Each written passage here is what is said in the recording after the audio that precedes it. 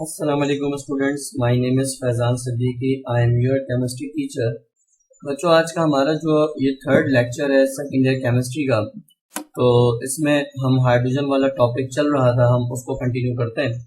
इससे पहले जो हाइड्रोजन का हमने टॉपिक्स पढ़ा दिए हैं उसमें आइसोटोप्स ऑफ हाइड्रोजन का टॉपिक डिस्कस किया जा चुका है, और उसके अलावा वहाँ पर methods of preparation of hydrogen हम डिस्कस कर चुके हैं। तो अब उसके आगे से इन टॉपिक्स को कंटिन्यू करते हैं। ठीक है, आज का जो लेक्चर है, इस लेक्चर में हमारे पास जो टॉपिक आ रहा है वो टॉपिक एटॉमिक हाइड्रोजन का टॉपिक है, जो हम यहाँ पर डिस्कस कर रहे हैं। तो क्या इसका कॉन्सेप्ट है, इसको जरा सारे के सारे समझते हैं। देखें, सबसे पहले तो थोड़ी सी वोकैबुलरी आपकी क्लियर होनी चाहिए, क्योंकि वो जगह जगह पे इस्तेमाल होगी। कि देखो, हाइड्रोजन की मुख्तलिफ जगहों पे मुख्तलिफ रिप्रेजेंटेशन होती है। अगर कहीं पे सिर्फ H लिखा हुआ है तो ये भी हाइड्रोजन है, कहीं पर अगर H2 लिखा हुआ है तो ये भी हाइड्रोजन है, कहीं पे H पॉजिटिव है तो ये भी हाइड्रोजन है, H नेगेटिव है तो ये भी हाइड्रोजन है। ठीक है, अब यहाँ पे बात ये आती है कि अगर कहीं पे सिर्फ H लिखा हुआ होता है तो इसको यहाँ पे नाम दिया जाता है एटॉमिक हाइड्रोजन का। ठीक है, ये टर्म इस्तेमाल होती है। कहीं पे H के साथ 2 लगा दिया जाए तो फिर इसको नाम दिया जाता है मॉलिक्यूलर हाइड्रोजन का। तो थोड़ी वोकैबुलरी सही रखें। कहीं पर H के साथ पॉजिटिव होता है, जब एटम के ऊपर पॉजिटिव चार्ज आता है तो नाम में IUM लग जाता है और इसको नाम दिया जाता है हाइड्रोनियम आयन का। जब H पे नेगेटिव चार्ज आ जाता है तो नाम में IDE लगता है और ये बन जाता है हाइड्राइड आयन। ठीक है, इस तरह से। अच्छा, इसी तरह एक और होता है, अगर कहीं पे H ऐसे हो और वो ब्रैकेट में यूं लिख दिया जाए, तो जब वो ब्रैकेट में लिखा जाएगा तो इसको फिर नाम दिया जाता है नेसेंट हाइड्रोजन का। नेसेंट कहते हैं न्यूली बॉर्न को। तो नेसेंट हाइड्रोजन की टर्म जो है वो इसके लिए इस्तेमाल की जाती है।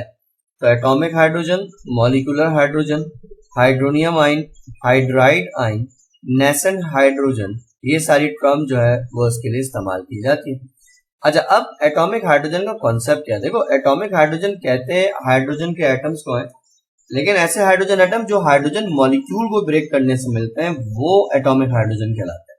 जैसे फॉर एग्जांपल आपके पास ये H2 है, ये जो H2 है ये H2 कहलाएगा मॉलिक्यूलर हाइड्रोजन। ठीक है ना, H2 की फॉर्म में है तो ये मॉलिक्यूलर हाइड्रोजन है। आपने अगर इसको ब्रेक किया, अच्छा, अब इसको ब्रेक करने के हमारे पास दो तरीके हैं। एक तरीका है कि आप हीट करके इसको ब्रेक कर दें। जब किसी चीज को हीट करके ब्रेक किया जाता है तो इसके लिए टर्म इस्तेमाल की जाती है थर्मल डीकम्पोजिशन। तो इसलिए आप क्या कर रहे हैं, इस हाइड्रोजन के मॉलिक्यूल की थर्मल डीकम्पोजिशन कर रहे हैं। तो थर्मल डीकम्पोजिशन के लिए इसको 5000 डिग्री सेंटीग्रेड पे हीट किया जाता है। जब आप इतने टेम्परेचर पे हीट करते हैं तो हीटिंग के नतीजे में हाइड्रोजन का मॉलिक्यूल ब्रेक हो जाता है, और इसके ब्रेक होने के बाद आपको दो हाइड्रोजन के एटम्स मिलते हैं। तो ये हाइड्रोजन एटम्स जो हाइड्रोजन मॉलिक्यूल के ब्रेकिंग की वजह से मिलते हैं, इन हाइड्रोजन एटम्स को एटॉमिक हाइड्रोजन का नाम दिया जाता है। रिप्रेजेंटेशन का फर्क है कि मॉलिक्यूलर हाइड्रोजन H2 की फॉर्म में और एटॉमिक हाइड्रोजन 2H की फॉर्म में लिखा हुआ ये चीज होती है।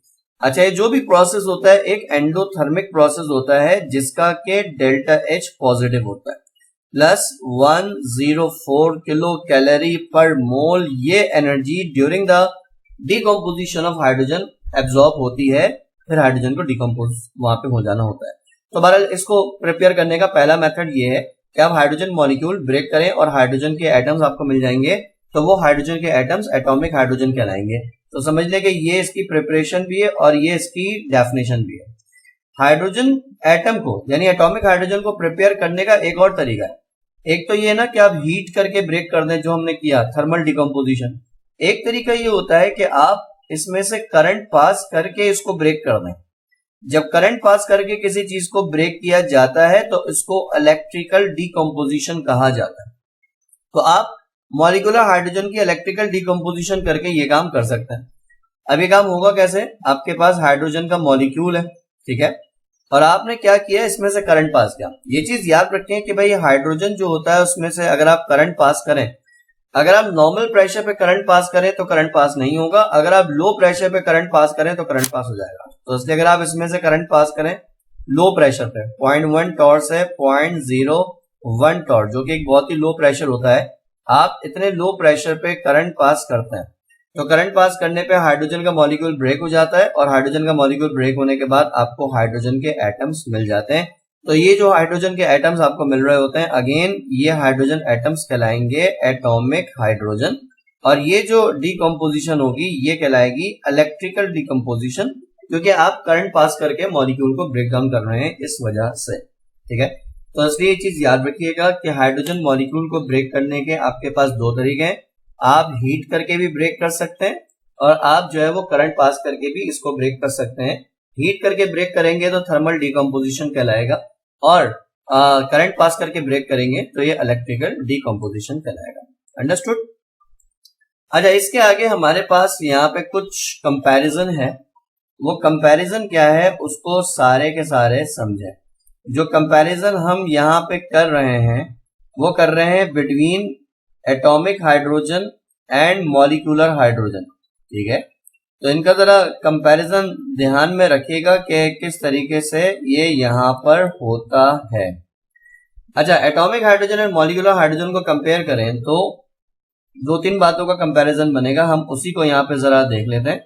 एक साइड पे एटॉमिक मॉलिक्यूलर हाइड्रोजन, एक साइड पे एटॉमिक हाइड्रोजन। तो जरा इसको ध्यान से सारे के सारे समझ लेके होता क्या। सबसे पहला कंपैरिजन जो इन दोनों में यहाँ पे बन रहा होता है वो कंपैरिजन बनता है इनकी स्टेबिलिटी पे। ये चीज याद रखना कि हाइड्रोजन जब मॉलिक्यूलर फॉर्म में होता है तो उस वक्त उसकी जो स्टेबिलिटी होती है वो वहां पे बहुत ज्यादा होती है। ठीक है, हाईली स्टेबल होता है, आसानी से ये रिएक्शन नहीं करता। और जब एटॉमिक फॉर्म में होता है तो उस वक्त उसकी जो स्टेबिलिटी होती है वो कम होती है। ठीक है, तो इसलिए आप इसको ये कह सकते हैं कि मॉलिक्यूलर फॉर्म में हाईली स्टेबल होता है, और जब ये एटॉमिक फॉर्म में होता है तो इस वक्त ये हाईली अनस्टेबल होता है। थोड़ा सा ये चीज आती है। अच्छा, यहाँ पे एक बात याद रखिएगा कि किसी भी चीज की जो रिएक्टिविटी होती है उसका स्टेबिलिटी से इनवर्स रिलेशन होता है। ये बात मैं अगर यहाँ साइड में लिख दूं कि भाई किसी भी चीज की जो रिएक्टिविटी है वो स्टेबिलिटी से इनवर्सली प्रोपोर्शनल होती है। तो इस बात का मतलब यहाँ पे क्या होता है कि भाई जिस चीज की स्टेबिलिटी ज्यादा है उसकी जो रिएक्टिविटी होगी वो कम होगी। तो मॉलिक्यूलर हाइड्रोजन की स्टेबिलिटी ज्यादा होती है तो ये स्लो रिएक्टिव होता है। एटॉमिक हाइड्रोजन हाईली अनस्टेबल होता है, यानी इसकी स्टेबिलिटी कम होती है, तो ये कंपैरिजन में फास्ट रिएक्टिव होता है। तो इसलिए आपको थोड़ा सा इनकी स्टेबिलिटी का और इनकी जो रिएक्टिविटी है उसका जो रिलेशनशिप है वो आपको पता होना चाहिए, आपकी समझ में आना चाहिए कि ये काम किस तरह से होगा। अंडरस्टूड? अच्छा, यहाँ पे इसके आगे हमारे पास इसकी कुछ प्रॉपर्टीज हैं एटॉमिक हाइड्रोजन की, हमने उसको यहाँ पे डिस्कस करना है कि कौन कौन से कैरेक्टर्स जो हैं वो इसके अंदर मौजूद हैं जो आपको पता होने चाहिए। तो इसलिए एटॉमिक हाइड्रोजन की प्रॉपर्टीज पे बात करते हैं। क्योंकि ये होता हाईली रिएक्टिव है तो इसलिए उसी के हिसाब से जो है ना इसकी प्रॉपर्टीज यहाँ पर हमारे पास हैं। तो इसलिए उन प्रॉपर्टीज को आप सब लोग बहुत ध्यान से देख लें, ध्यान से समझ लें। देखें, सबसे पहली बात यह कि अगर आप एटॉमिक हाइड्रोजन का रिएक्शन किसी मेटल से करवा दें तो ये हर तरह के मेटल से नॉर्मल कंडीशन पे रिएक्शन करेगा। जैसे फॉर एग्जांपल आपके पास है सोडियम, आपने इसका रिएक्शन कराया एटॉमिक हाइड्रोजन से तो आपको मिला यहाँ पे NaH, सोडियम हाइड्राइड। सही ना, सोडियम एक मेटल है। आपने कैल्शियम से करवाया, कैल्शियम भी मेटल है। एटॉमिक हाइड्रोजन से रिएक्शन कराया तो रिएक्शन के बाद आपको यहाँ पर मिल जाएगा CaH2। तो किसी भी मेटल से जब आप इसको रिएक्शन कराएंगे तो ये नॉर्मल कंडीशन पे रिएक्शन कर जाएगा। अच्छा, इसी तरह से अगर आप इसका रिएक्शन किसी नॉन मेटल से करवा दें तो नॉन मेटल से भी ये नॉर्मल कंडीशन पे रिएक्शन करेगा। जैसे फॉर एग्जांपल अगर आप इसका रिएक्शन ऑक्सीजन से करवा दें तो मॉलिक्यूलर ऑक्सीजन जब एटॉमिक हाइड्रोजन से रिएक्ट करती है तो रिएक्ट करने के बाद वहां पे बनाती है H2O2। आई होप आपको इसका नाम याद होगा। इस कंपाउंड को कहते थे हाइड्रोजन पर ऑक्साइड, इसका नाम आप याद रखिएगा तो आपको ये चीज यहाँ पे मिल जाएगी। आप किसी और से रिएक्शन करवा दें, फॉर एग्जाम्पल आप इसका रिएक्शन सल्फर से करवा दें, तो जब सल्फर हाइड्रोजन से रिएक्ट करेगा तो रिएक्ट करने के बाद वहां पे बनाएगा H2S। H2S जो होता है इसको नाम दिया जाता है हाइड्रोजन सल्फाइड का। ये इस तरह से यहां पर होगा। अच्छा, इसी तरह से अगर आप इसका रिएक्शन परफॉर्म करवाएं किसी मेटेलिक ऑक्साइड से, मेटेलिक ऑक्साइड का मतलब होता है कि जब किसी मेटल के साथ ऑक्सीजन कंबाइन हो जाता है तो उसको मेटेलिक ऑक्साइड का नाम दिया जाता है। तो अगर आप इसका रिएक्शन किसी मेटेलिक ऑक्साइड से करवा दें तो भी इसी तरह से नॉर्मल कंडीशन पे रिएक्शन करेगा। जैसे आपने जिंक का ऑक्साइड लिया और एटॉमिक हाइड्रोजन से रिएक्शन कराया, जब रिएक्शन कराएंगे तो हाइड्रोजन ऑक्सीजन वहां से निकाल देगा, बना देगा H2O, और ऑक्सीजन निकालने के बाद जस्ट यहाँ पे जिंक का एटम रह जाएगा। बात समझ में आ रही? इसी तरह से अगर आप कॉपर का ऑक्साइड लें, कॉपर मेटल है, इसका ऑक्साइड मेटेलिक ऑक्साइड है और इसका रिएक्शन आपने हाइड्रोजन से करवाया, जब रिएक्शन कराएंगे तो आपको H2O मिलेगा और कॉपर का एटम जो है वो यहाँ पे अलग हो जाएगा। यानी हाइड्रोजन जो होगा वो इस मेटेलिक ऑक्साइड में से ऑक्सीजन को रिमूव कर देगा। सही ना? आप अगर इसको ऑब्जर्व सही से कर रहे हैं तो यहाँ पर भी जो कॉपर ऑक्साइड है इस ऑक्साइड में से ऑक्सीजन रिमूव हो रहा है। सही ना? आप चेक करें, यहाँ पे ऑक्सीजन नहीं है। इसी तरह ऊपर भी जो जिंक ऑक्साइड है इस ऑक्साइड में से ऑक्सीजन रिमूव हो रहा है, जस्ट जिंक का एटम यहाँ पर है। तो फर्स्ट ईयर केमिस्ट्री में पढ़ाया जाता था कहीं पे अगर रिमूवल ऑफ ऑक्सीजन होता है तो रिमूवल ऑफ ऑक्सीजन को नाम दिया जाता है रिडक्शन का। तो यहाँ पर जो मेटल्स हैं यानी जिंक ऑक्साइड है, कॉपर ऑक्साइड है, उनकी रिडक्शन हो रही है और ये रिडक्शन जो करवा रहा है ये एटॉमिक हाइड्रोजन करवा रहा है। तो जो रिडक्शन करवाता है इसको नाम दिया जाता है रिड्यूसिंग एजेंट का। तो इसलिए ये यहाँ पे रिड्यूसिंग एजेंट का रोल प्ले कर रहा है, ये इस तरीके से होगा। ठीक है, तो इसलिए चीज जरा सारे ध्यान में रखिएगा कि ये काम किस तरह से चल रहा है। तो ये इसका जो है कैरेक्टर्स हैं कि चाहे मेटल से रिएक्शन करवाएं या नॉन मेटल से या मेटेलिक ऑक्साइड से, तो ये नॉर्मल कंडीशन पे उनसे रिएक्शन इजीली कर जाता है। तो इसलिए ये चीज थोड़ा सा आप ध्यान में रखें। सही। अच्छा, उसके बाद अगली चीज जो यहां पर आती है वो हमारे पास इसकी एप्लीकेशन आती है एटॉमिक हाइड्रोजन की ना, कि ये इस्तेमाल कहां पर होता है। अच्छा, देखिए भाई, एटॉमिक हाइड्रोजन जो इस्तेमाल होता है वो टॉर्च में इस्तेमाल होता है, जो कि एटॉमिक हाइड्रोजन टॉर्च कहलाता है।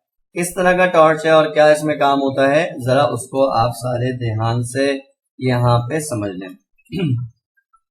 बुक में भी इसको थोड़ा सा डिस्कस किया हुआ है, लेकिन क्या है कि उन्होंने उसको जो है वो प्रॉपर तरीके से डायग्रामेटिकली नहीं डिस्कस किया हुआ कि एटॉमिक हाइड्रोजन टॉर्च होती किस तरह की है।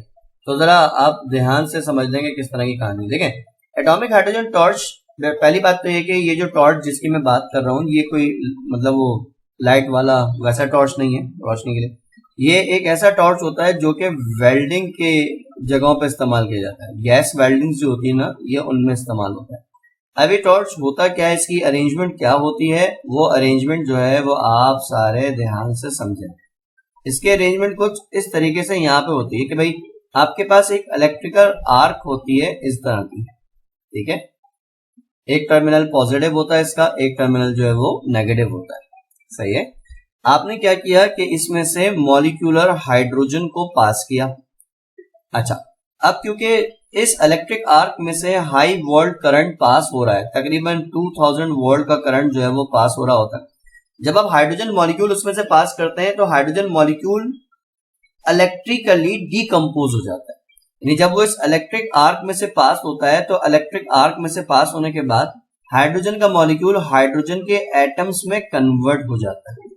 तो ये जो आपको हाइड्रोजन के एटम्स मिलते हैं, इन हाइड्रोजन के एटम्स को, जो कि हाइड्रोजन के मॉलिक्यूल की डीकंपोजिशन से मिल रहे हैं, इन हाइड्रोजन के एटम्स को नाम दिया जाता है एटॉमिक हाइड्रोजन। ठीक है ना, तो इसलिए इस जगह पर जो है वो आपको यहाँ पे एटॉमिक हाइड्रोजन मिल जाएगा, ये होता है।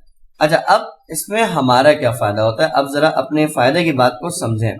देखें, फर्स्ट ईयर केमिस्ट्री में पढ़ाया जाता था कि भाई बॉन्ड एनर्जी का एक टॉपिक था। बॉन्ड एनर्जी का टॉपिक किस तरह से आता है जरा समझें। आपके पास ये दो हाइड्रोजन के एटम्स हैं जो यहाँ पे मिल रहे हैं, ये हाइड्रोजन के एटम जो हैं क्योंकि एटॉमिक फॉर्म में है तो इसलिए ये हाईली अनस्टेबल होंगे यहाँ पर, और हाईली अनस्टेबल होने के साथ साथ ये हाईली रिएक्टिव भी होंगे। तो इसलिए होता क्या है कि जब आपको ये हाइड्रोजन के एटम्स मिल जाते हैं इस इलेक्ट्रिक आर्क से पास करने के बाद, तो ये हाइड्रोजन के एटम्स आपस में रिकम्बाइन होते हैं, और रिकम्बाइन होने के बाद वो हाइड्रोजन वो आपस में बॉन्डिंग करके हाइड्रोजन का मॉलिक्यूल बनाते हैं। तो जब एटम्स रिकम्बाइन होते हैं, बॉन्ड बनाते हैं और हाइड्रोजन के मॉलिक्यूल में कन्वर्ट हो जाते हैं, तो इस दौरान एनर्जी वहां पर रिलीज होती है, और वो एनर्जी जो रिलीज होती है वो हाइड्रोजन की बॉन्ड एनर्जी के बराबर होती है, यानी रिलीज होने वाली एनर्जी बराबर होती है 104 किलो कैलोरी पर मोल। इतनी एनर्जी जो है वो यहां से रिलीज होती है। सही है, ये एनर्जी का अमाउंट बहुत बड़ा है। इतना ज्यादा एनर्जी जब रिलीज होती है तो इस जगह पे जो टेम्परेचर होता है वो राइज होता 4000 से 5000 डिग्री सेंटीग्रेड तक चला जाता है। तो इतना ज्यादा टेम्परेचर राइज होने की वजह से इसको जो है वो वेल्डिंग के प्रोसेस में इस्तेमाल किया जाता है। जैसे मैंने शुरू में बताया कि वेल्डिंग का टॉर्च होता है, तो ये वेल्डिंग के प्रोसेस में इस्तेमाल किया जाता है। ये इसका तरीकाकार होता है। ठीक है, तो इसके बारे में डिटेल वगैरह बुक के अंदर मौजूद है, लेकिन ये कि आपको थोड़ा सा फिर भी आइडिया होना चाहिए कि एटॉमिक हाइड्रोजन टॉर्च वगैरह किस तरह से फंक्शन कर रहा होता है और किस तरह वो हीट को जनरेट करता है। सही ना, ये चीज याद रखना कि हीट को वो किस तरह से लेकर आ रहा है, यहाँ पर प्रोड्यूस कर रहा है। तो ये इसका कॉन्सेप्ट है, ये चीज है। अच्छा, अब अगर हम एग्जामिनेशन पेपर की यहाँ पे बात करें तो एग्जामिनेशन पेपर जो है उसमें इससे रिलेटेड नॉर्मली शॉर्ट नोट आ रहे होते हैं। ठीक है, ये सेक्शन बी में पूछा जाता है, और ये शॉर्ट नोट टाइप के जो क्वेश्चंस आते हैं ये उनमें पूछा जा रहा होता है कि एटॉमिक हाइड्रोजन में शॉर्ट नोट लिखें। ठीक है ना, एक तो ये क्वेश्चन इसका पूछा जाता है। एक जो क्वेश्चन पेपर में पूछा जाता है वो डिफरेंशिएशन का पूछा जाता है कि differentiate between atomic hydrogen and molecular hydrogen. Atomic hydrogen and molecular hydrogen में डिफरेंशिएट करके दिखाएं। तो इस तरह से भी ये क्वेश्चन पूछा जाता है, इसको जरा ध्यान में रखिए। अंडरस्टूड। अच्छा, इसी से एक एसोसिएटेड कॉन्सेप्ट हमारे पास है, और वो एसोसिएटेड कॉन्सेप्ट है हमारे पास नेसेंट हाइड्रोजन का। ठीक है, क्या होती है, कैसे होती है, जरा इसको बहुत ध्यान से समझना। नेसेंट हाइड्रोजन का जो कॉन्सेप्ट है, इसमें सबसे पहले जो नेसेंट की टर्म आती है, नेसेंट कहते हैं न्यूली बॉर्न को। ठीक है, न्यूली बॉर्न को कहते हैं।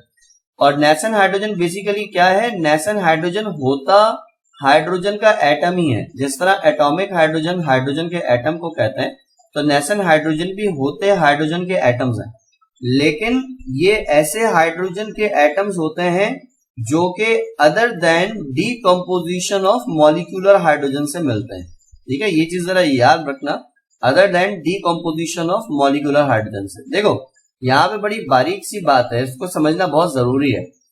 हाइड्रोजन के जो एटम्स होते हैं ना, हाइड्रोजन के एटम्स बनाने के आपके पास दो तरीके हैं। एक तरीका तो ये है कि हाइड्रोजन का मॉलिक्यूल आप ब्रेक कर दें, आपको हाइड्रोजन का एटम मिल जाएगा।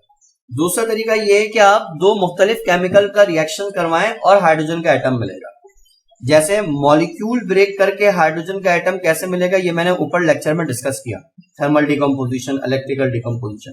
लेकिन अगर दो मुख्तलिफ केमिकल से आप हाइड्रोजन के एटम बना रहे हैं तो वो कुछ ऐसे बनेंगे। जैसे जिंक है और इसका रिएक्शन आपने HCl से करवाया, जब रिएक्शन करवाएंगे तो जिंक जो होगा वो जाके इस क्लोरीन वाले पार्ट से रिएक्ट करेगा। तो जब ये क्लोरीन वाले पार्ट से रिएक्ट करेगा तो रिएक्ट करने के बाद ये बना देगा ZnCl2, जिंक क्लोराइड, और जो यहाँ पे बच जाएगा हाइड्रोजन, ये एटॉमिक फॉर्म में मिलेगा। अब ये जो हाइड्रोजन आपको एटॉमिक फॉर्म में मिल रहा होगा, ये हाइड्रोजन का एटम मॉलिक्यूलर हाइड्रोजन के ब्रेक करने से नहीं मिल रहा, यानी रिएक्टेंट साइड पे कोई मॉलिक्यूलर हाइड्रोजन आपको नजर नहीं आ रहा जो इस एटॉमिक हाइड्रोजन को प्रिपेयर कर रहा है, बल्कि दो मुख्तलिफ केमिकल्स हैं जो रिएक्ट कर रहे हैं और रिएक्ट करने के बाद वो हाइड्रोजन का ये एटम्स बना रहे हैं। तो जब दो मुख्तलिफ केमिकल्स रिएक्ट करें और रिएक्शन के नतीजे में आपको हाइड्रोजन के एटम मिले, तो ये मिलने वाले हाइड्रोजन के जो एटम्स होते हैं इनको नाम दिया जाता है नेसेंट हाइड्रोजन। यानी नेसेंट हाइड्रोजन होती है एटॉमिक हाइड्रोजन है, लेकिन फर्क क्या है कि अगर हाइड्रोजन मॉलिक्यूल ब्रेक हो रहा है और एटम मिल रहा है हाइड्रोजन का तो वो एटॉमिक हाइड्रोजन है।